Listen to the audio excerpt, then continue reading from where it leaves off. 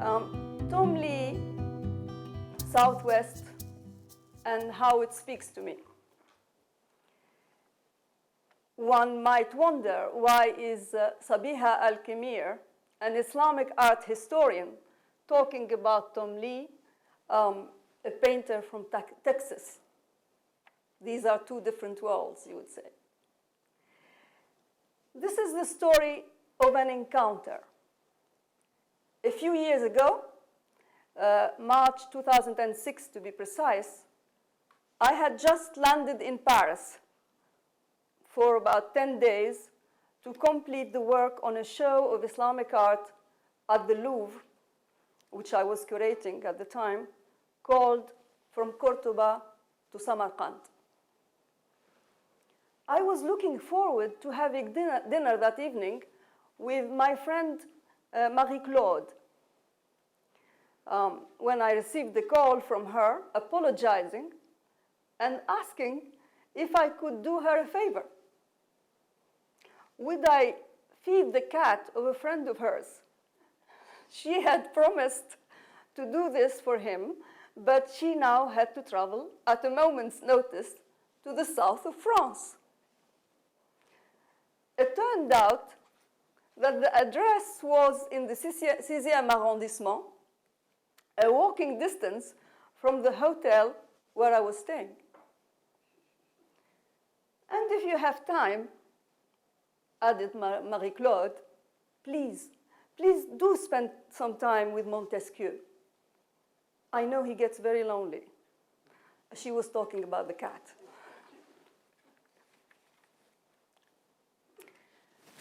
As I was sitting on a revolving desk chair, stroking Montesquieu on my lap, I was drawn by the images on the wall opposite someone's writing desk. It was filled with pictures. Images which made a disparate collage. It looked something like this. While my gaze traveled across the array of images, I noticed Matisse's view from the window, painted in 1911 in Morocco. I was familiar with this painting. Somehow it symbolized for me seeing the other. Matisse in Tangiers, a city in northern Morocco, where the Mediterranean meets the Atlantic Ocean, a city which has been historically the place for multicultural communities of Muslim, Jewish, and Christian. From this familiar image, from the French painter's portrayal of my part of the world, my eyes traveled again across this extraordinary collage. Somehow, I was trying to guess what kind of person is Marie-Claude's friend, trying to see the person through his taste in art, but somehow I failed. The collection of images was very varied and did not point to one particular taste. My gaze was arrested. It was arrested by an image patiently hanging between the large number of images. That is amazing, I said in a loud voice, which startled the cat and made it jump from my lap. The style of this painting didn't seem to fit any school of art movement, and I did not know what the painting was of. The landscape did not correspond to a landscape in my geographical journey, but it struck a particularly responsive chord, and something in me recognized it instantly. It's that feeling of recognition which happens when we fall in love at first sight.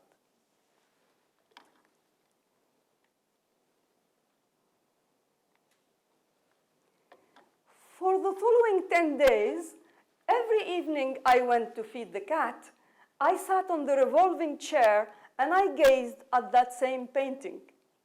I was not looking at the rest of the collage anymore, but focused only on this particular painting. I stared at it for hours. I was in conversation with it.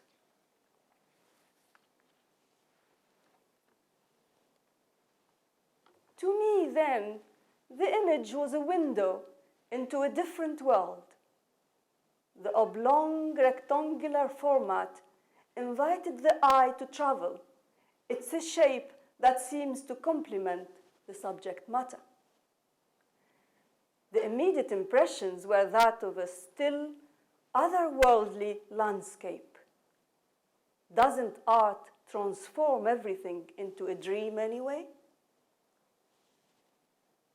Another worldliness that touches us but which we cannot touch. The landscape becomes a dream once it is painted.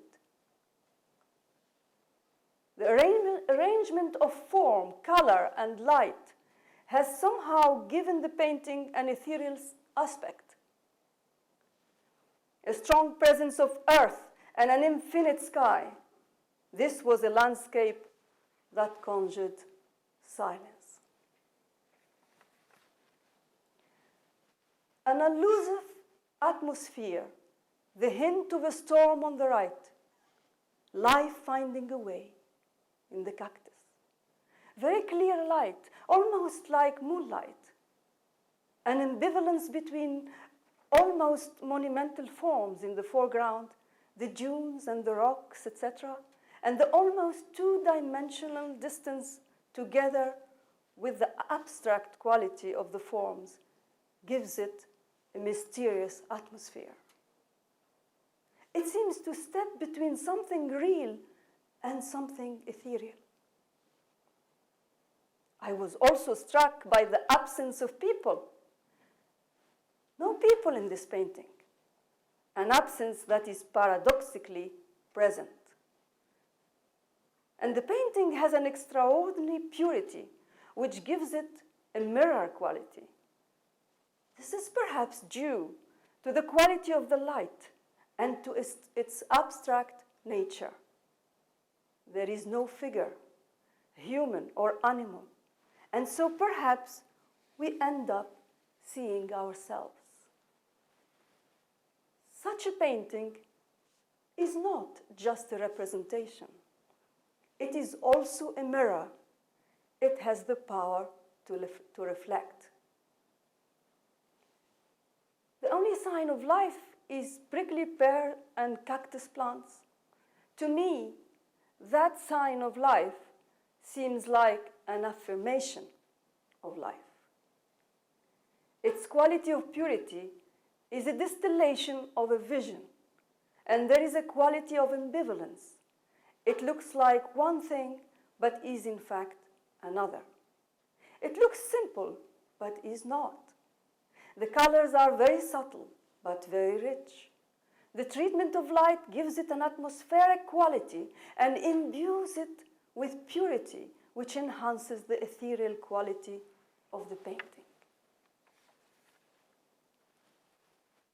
Later, I found out the painting was called Southwest, that it is a mural kept in the library of El Paso, and that it was painted by Tom Lea in 1956, that it was originally hung in the library's Southwest reading room. From that little reproduction of Southwest came the discovery of an extraordinary artist and his work, and the discovery of his character and his life. The next stage in this journey of encounter was through books and the internet. Soon, I found out that Tom Lea had different styles, and he adapted his style to suit his subject.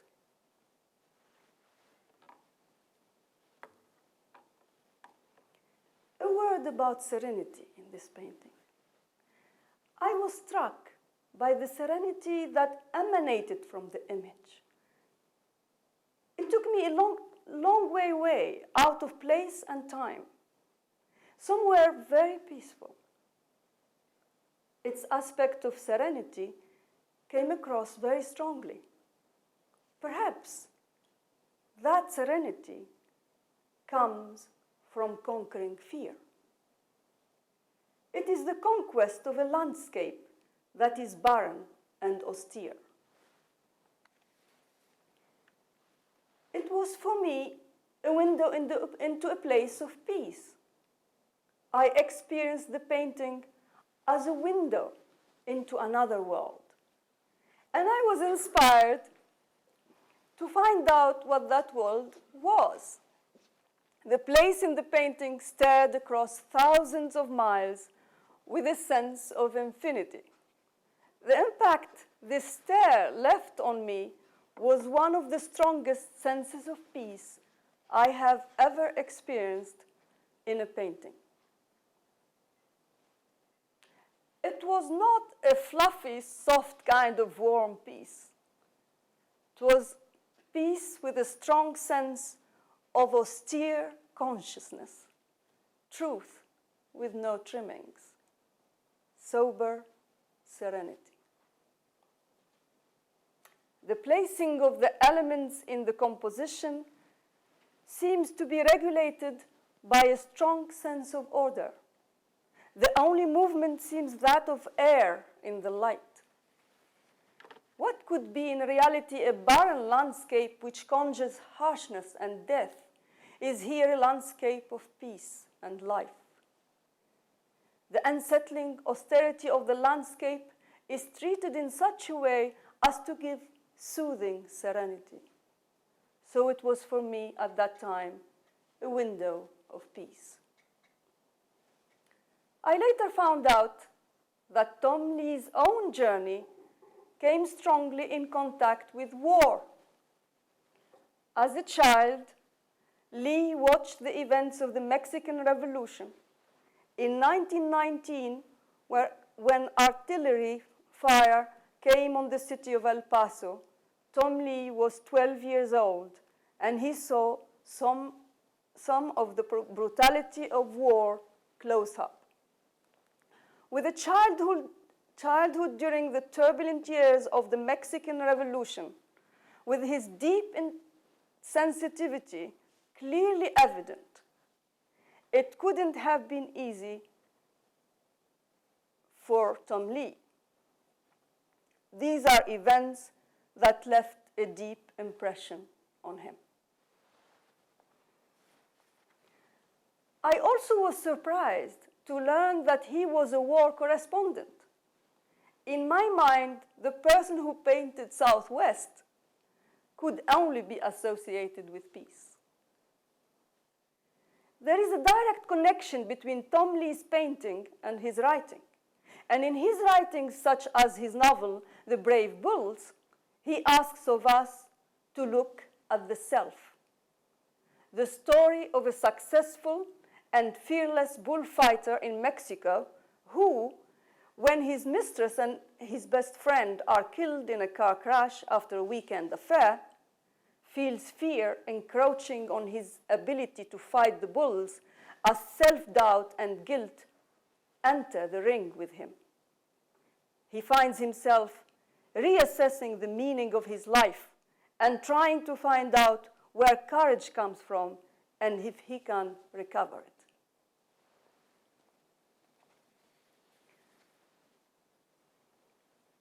A word about scale. When I first saw the painting in 2006 in that small little reproduction on the wall, I was obviously not aware of its scale, 5 feet tall and 20 feet wide. But the misses and mountains reaching up to a huge sky and the mountains in the distance gave a sense of huge space. Though it was reproduced on a very small scale, almost a postcard size, what was interesting is that it communicated a sense of huge scale. And somehow, the scale of the painting was not in its actual physical size, but in the world that it inhabits it. There is an illusion of the monumentality of it, and yet it's empty. Empty and austere, yet it has this living element in it. It is part of what makes it both of this world and yet not of this world. In terms of scale, Tom Lea made book illustrations as well as murals, from the intimate to the large scale. I was brought up to the encounter of Tom Lea through a coincidence, only to find great coherence in this encounter. Tom Lea is a multifaceted artist, writing as well as painting. I identify with this crossing between disciplines, crossing which connects things. For example, as a war artist, he was in China, and this was to find its way into his work. The love of that land is apparent in his work. Yet, this painting is a distillation of a personal relationship with a particular land. You sense that it grew out of his belonging to the particular reality of the Southwest. And a word about style. For me, the painting encompasses strength and a gentleness, the real and the surreal. Even though sometimes Tom Lea's style could be described as realist, his painting reveals the sensitivity that sees and a vision particular to him. A realism of perception more than a physical realism. This painting refers to a particular place, yet it is beyond place. It has a specific particularity, yet it has a remarkable aspect of universality.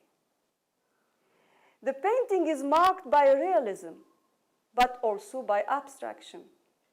We can find the actual place it represents. We can look at photos of this place and find direct connections. But in Tom Lea's painting, we can also touch the spirit of the place. To my first glance of the painting, it was not a representation of a place that I saw. It was an abstract landscape. The painting speaks a universal language. And a word about the honesty and vigor in Tom Lea's work. Somehow, the painting struck me as having an honesty about it, as being authentic. One of the first things I noticed about this painting was its minimalism. There is nothing there that shouldn't be there. Minimalism, that is essence. There is deep passion and love in Lea's work. Love with no trace of sentimentality. Love with awareness, and love with no fear. In Southwest, there is a limited number of colors. The style is marked by the use of geometrical forms, as though things are returned to their essence. This was confirmed in the rigor that I came to see in Tom Lea's work in general. This is an artist who expressed himself equally well with words as well as images. The minimalism in Southwest can be found in Tom Lea's writing. It is very apparent. An honest style preoccupied by bringing out the significance of things. A sense of discipline and honesty is reinforced as I looked more and more of his work. When I read what he wrote, I was struck by a precision and an economy of style. Tom Lea, the person, is so present in his work, yet he's also absent in his work. His work is clearly his identity. Tom Lea is clearly fascinated by the exercise of courage in bullfights and by the conquest of fear. He's an artist who combines high sensitivity with amazing strength. He's an artist shaped by the forces of his homeland, but who has the strength to choose to connect with the force of life throughout. As a war correspondent, Tom Lea traveled thousands of miles, sending back poignant drawings and commentaries from such diverse locations as North Africa, Greenland, China, and the Pacific Theater. He was the voice of what he witnessed.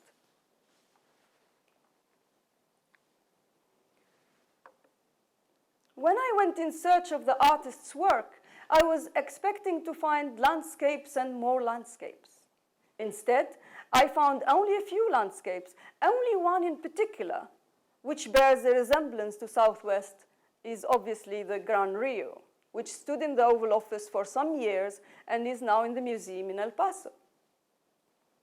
Soon I discovered that Tom Lea's subjects were so varied. He even wrote a bullfighting manual. He crossed between subject matter, media, styles and of treatment, etc., committed only to what he is expressing. And a word about perspective. In both Rio Grande and Southwest, the presence of plants, cactus and palm in the foreground plays a significant role in the perspective. In both those landscape paintings, he places a small plant in the foreground. He places a small plant in the foreground and a gigantic landscape behind. There is a relationship of elements which conjures something of the essence of the painting, the plant being the only sign of life here.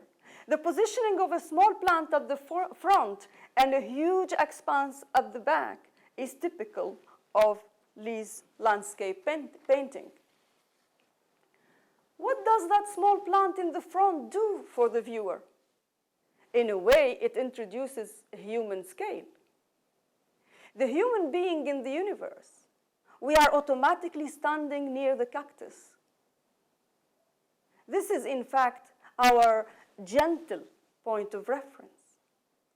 The rocks and cactus in the foreground place the viewer in the space. Without them, the viewer is not in the space. So the rocks and cactus allow the viewer to be part of the picture. Just to evaluate this element within the composition, one look at the painting without the cactus, and a look at the painting with the cactus. The relationship between natural elements and people in Southwest and Tom Lea's work can be examined in this painting. Natural elements play an important role in Tom Lea's work. He chooses to omit people from Southwest. His skillful portraiture is not here. Interestingly, Tom Lea starts his novel, The Wonderful Country, with the following, quote, "An hour before daylight, the wind came up and swept along the floor of the desert, changing the shapes of the hummocks under the dark mesquite." The wind is the main character.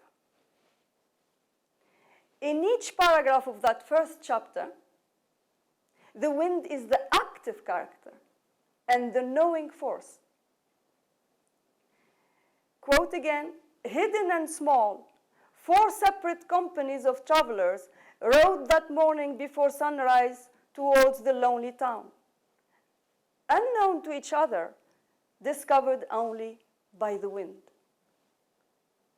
In the next paragraph, quote again, "North, the wind struck a blow at the backs of the 3 men. The wind bit at the hands of the driver," etc. The scale of people in the landscape is very interesting here. Tom Lea presents the characters as tiny in the landscape. And the wind, the natural element, is one main character. Like the landscape paintings, we have a huge desert and a plant, the sign of life.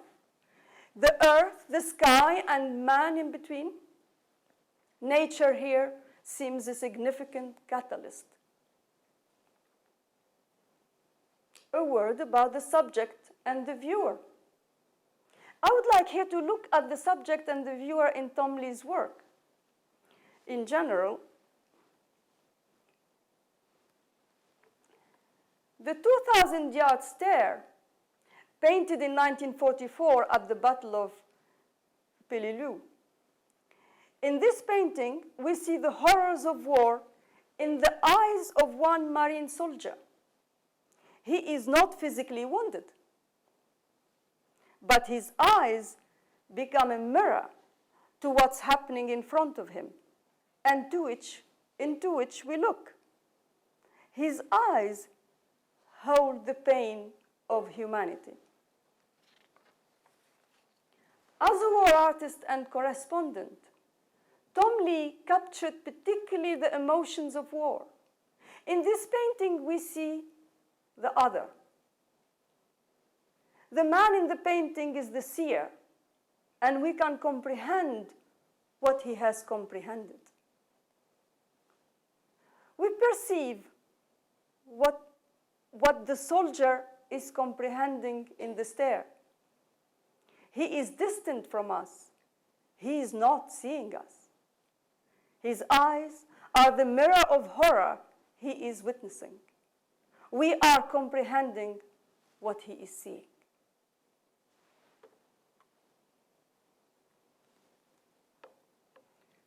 Sarah and the Summertime. The portrait of the artist's wife, painted in 1947, oil on canvas. She stands towering in front of an immense landscape. We comprehend what she is comprehending. Something about that comprehension is synthesized in the painting. She is seeing us as we are seeing her. She occupies the full space, the height of the painting, while behind her is a large landscape. She gains this positioning by virtue of her importance. Actually, this reminds me of medieval Islamic miniatures, where the ruler or the important character is often represented on a large scale, bigger scale than the other characters in the scene. Perspective is informed by the significance of the theme, not by actual reality.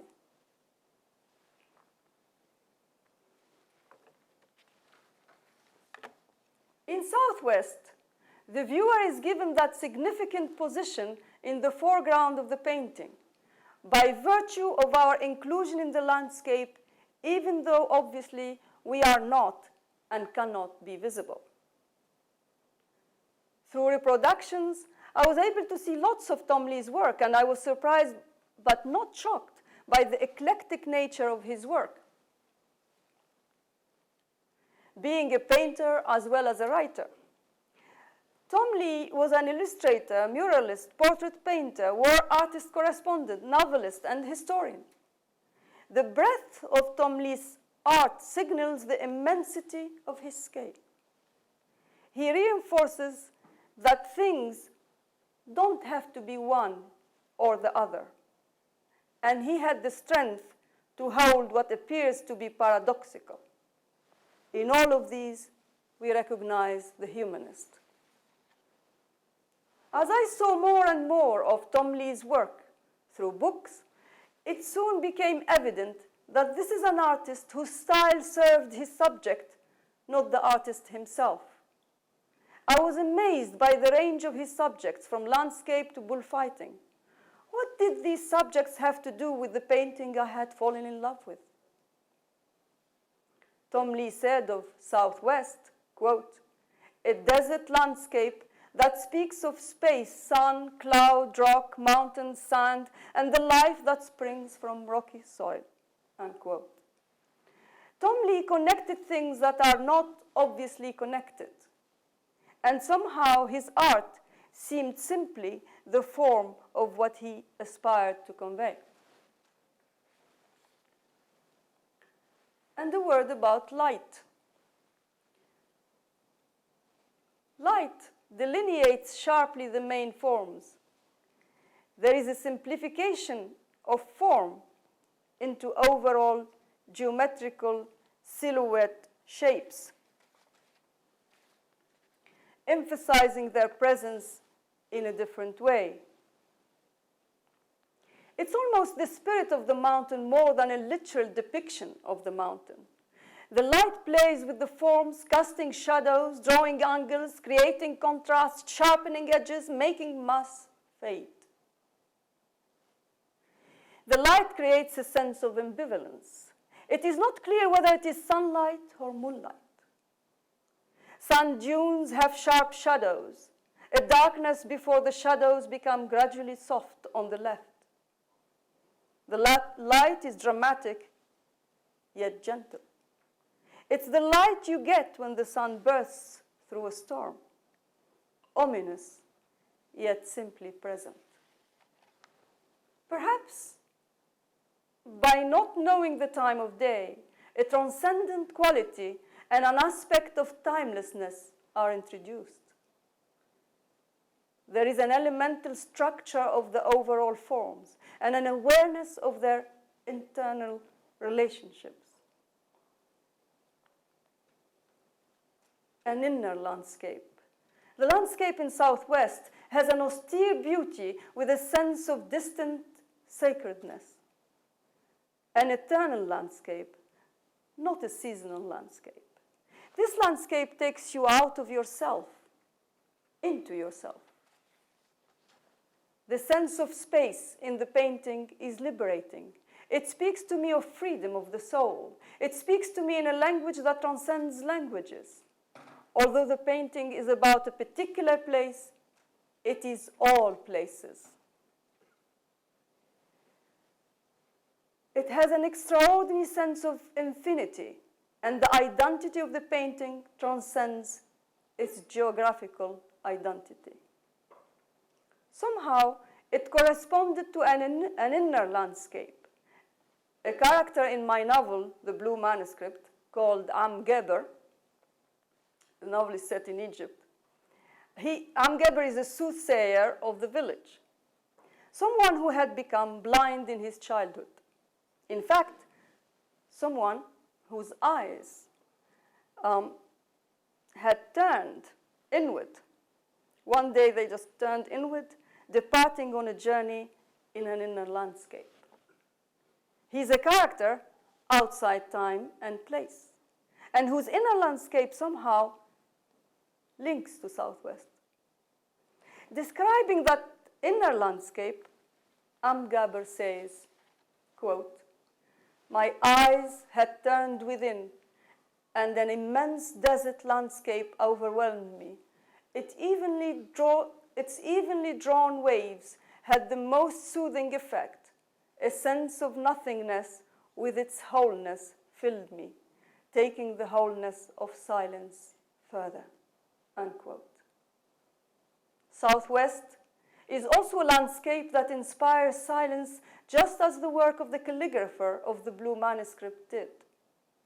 Quoting from the novel again, "The silence of this manuscript is the silence of the whole world, silence like that imposed by an immense landscape that lifts our being into a state of grace, purifying it, and to which human beings of any race, creed, or religion can relate.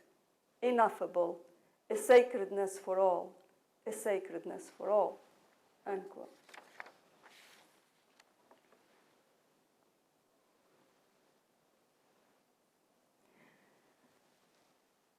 A word about Southwest in the context of murals genre. Murals are a wall that talks, politically, socially, meditatively, and walls talk in different ways, from the scream of graffiti to the propaganda of consumerism. Mural paintings date back at least 30,000 years to cave painting, being one of the oldest forms of artistic expression. The art of murals spans time and space. With the art of murals, strangers become friends, because the art of murals speaks to a passerby.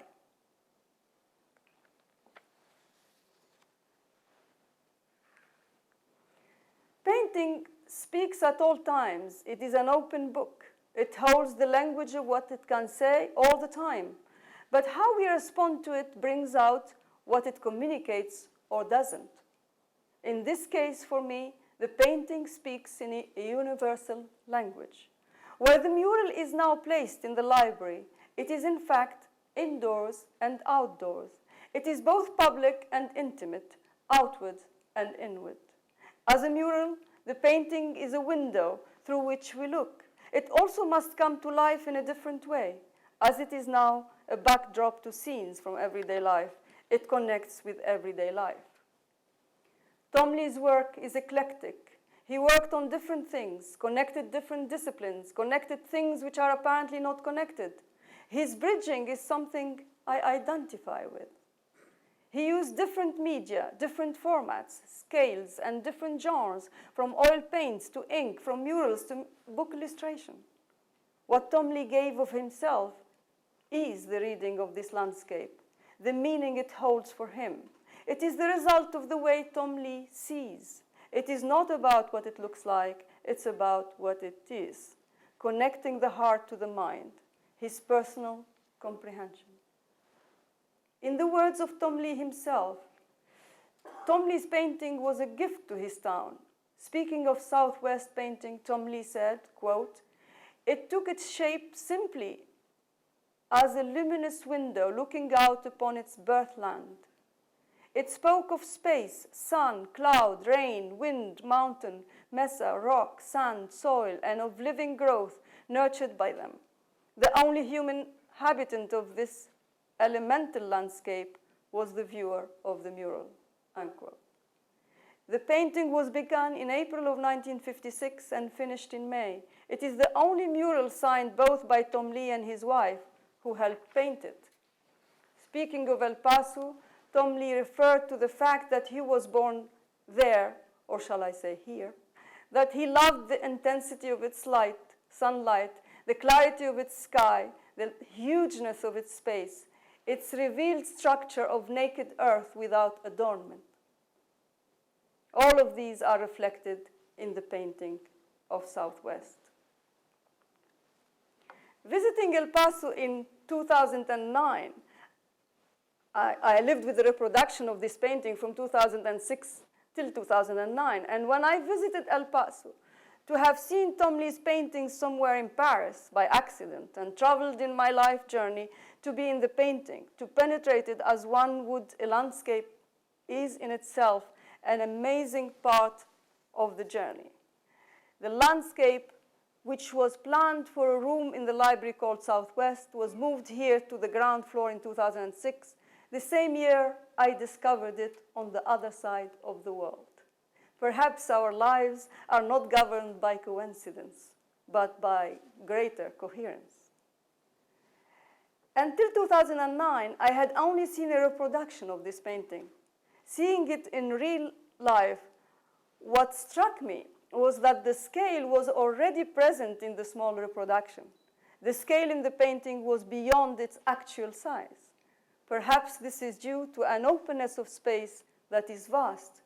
Experiencing its physical scale and being close to its texture had an emotional impact. That was a very special visit. I felt, and I always feel, at home in multicultural El Paso.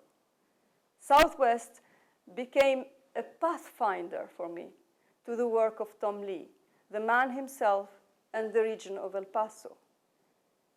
I remember on the second day of that visit, having just had a Texan experience that changed the definition of what the word hamburger meant to someone who lived in Europe. And I was sitting at the back of the car as content as a Cheshire cat, shall we say. Before me,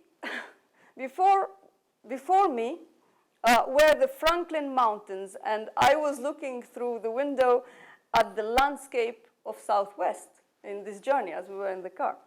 And there was a soundtrack to the scenery, a soundtrack as seamless as the landscape itself. It went something like this. Tom said this, and Tom said that, and according to Tom, and you know, Tom, it was an oral historian carrying the words of Tom Lea, making them eternal, a vehicle for undying wisdom. That voice was the voice of Adair Margot, through whose sparkling spirit El Paso shines. Adair was quoting Tom Lea's words of wisdom as she drove. It was as though she was talking to herself, as though Tom Lea's voice was coming through her, as though it was the voice of the landscape that I was watching through the glass. I was brought to Adair Margot by